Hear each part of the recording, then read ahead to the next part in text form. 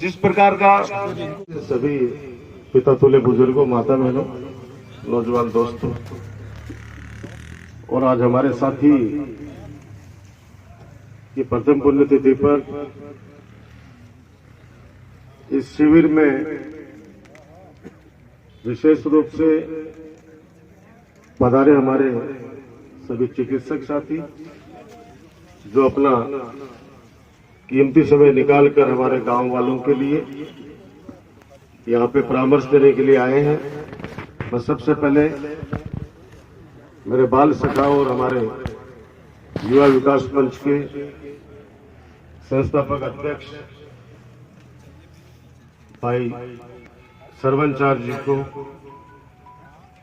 श्रद्धा सुमन अर्पित करता हूं, भावभीनी श्रद्धांजलि अर्पित करता हूं। सिराओं से निकलकर नवलगढ़ तहसील के अंदर अपना नाम कमाना, हर घर तक अपनी पहुंच बनाना, और मैं तो ये कहूंगा कि 2007 में जब युवा विकास मंच 2006 में शायद बनाया है, 6 में, तब ये सोनू वगैरह तो छोटे छोटे बच्चे थे सारे, राकेश, तब मुझे वो लेके जाते थे दूसरे गांव के अंदर मिलाने के लिए लोगों से, तो इतना सम्मान के साथ लोग मिलते थे। और मेरा परिचय पूरे नवलगढ़ विधानसभा में उन गांवों में भी कराया जहां पे मैं कभी गया भी नहीं था। होती है, कभी फ्रंट पे नहीं आता था वो पर्दे के पीछे रह के और सारे कार्यों का संचालन करता था। और जहां पर लगता था कि नहीं यहां पे सुधार की आवश्यकता है, अपनी बेबाक राय हमें देते थे। चिकित्सा के क्षेत्र के अंदर, नवलगढ़ के अंदर क्या होना चाहिए, मैंने तो पूरी जिम्मेदारी भाई सरवन को दे रखी थी कि आप जाके देखो क्या क्या वहां हमारे जो अस्पताल में लोग आते हैं उनको और क्या क्या सुविधाएं मिल सकती है, क्योंकि पैसे वाला तो इलाज कहीं भी करा सकता है, गरीब आदमी को इलाज करा। हमारे संस्थापक अध्यक्ष जी का बहुत बड़ा योगदान था और मुझे खुशी है इस बात की कि उनका पूरा परिवार, उनके भाई, भतीजे, सुपुत्र, आदरणीय भाभी, सब लोग उनके कार्यों को, उनके सपनों को आगे ले जाना चाहते हैं। आदमी जन्म लेता है और मृत्यु को भी प्राप्त होता है, लेकिन कुछ लोग ऐसे होते हैं जो कम समय में 50 साल की उम्र थी मात्र, एक उम्र लेके आदमी चला जाता है, तो हालांकि पूर्ति उनकी भी नहीं हो सकती उस परिवार के लिए और समाज के लिए, लेकिन ये लड़का तो अचानक हमारे बीच में चला गया। अचानक एक दिन पहले मेरे पास जयपुर था, खूब हमारी बातचीत हुई। उसके बाद में सुबह आराम से दौड़ रहे थे, दौड़ते दौड़ते ही हृदयघात हुआ।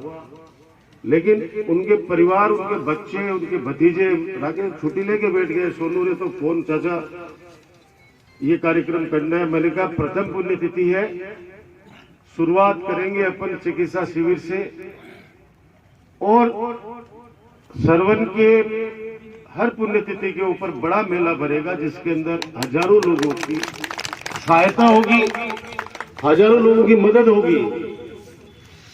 और आज ये छोटा कैंप आपको दिख रहा है, वो वक्त भी आएगा जब बड़े स्तर के ऊपर प्रचार प्रसार करके, क्योंकि मेरा उसमें योगदान सिर्फ आज उपस्थित होके दे पाया हूं। ये सारी मेहनत इन बच्चों की है, हमारे युवा साथियों की है। कल अचानक फोन आया, राकेश कहा कि चाचा वो परमिशन नहीं दे रहे। मैंने कोई बात नहीं यार, अपने स्टेडियम में लगा लो, अपने नदी में लगा लो, लोगों की सेवा करनी है अपने को, तो कोई बात नहीं। बाकी सरकारी संस्थानों के अंदर अगर कोई सामाजिक कार्य करने वाले संस्थान अगर आते हैं, जैसे मैंने सीएमओ साहब से कहा कि आप ये बताइए, कोई संस्था अगर अपने किसी कार्यकर्ता या कोई ऐसा बेटा अपने माता पिता की याद में अगर कोई अस्पताल को कोई चीज डोनेट करना चाहता है या रोगियों को फल वितरण करना चाहता है, तो फिर उसमें कौन सी परमिशन चाहिए? तो उन्होंने कहा कि साहब आप सब समझते हो। मैंने कहा आप सीएमओ तो वैसे ही ले रहे, क्योंकि मेरे लगाए हुए हो, तो मेरे लगाए हुए तो कोई रख रहा नहीं, सारा सब लगाएंगे आपको।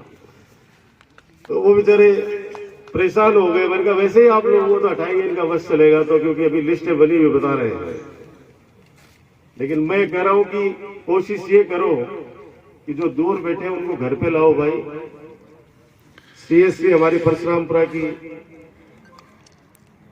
बहुत बड़ा हॉस्पिटल है, और जैसा सुरेश ने बताया कि इच्छा थी इन सबकी कि उसमें जांचें जो सरकार की तरफ से फ्री मिली हुई हैं, दवाइयां हैं, उनकी सारी व्यवस्था अस्पताल में हो जाती।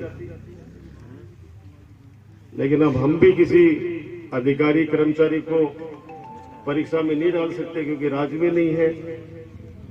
और वो बेचारा कल हमारी वजह से अगर कोई मुसीबत में आ जाए तो फिर हम अपने आप को माफ नहीं करेंगे। इसलिए मैं थोड़ी सी दूरी बना के रखा हुआ हूं अभी, क्योंकि समय परिवर्तनशील है, समय का ये पहिया है, ये घूमेगा।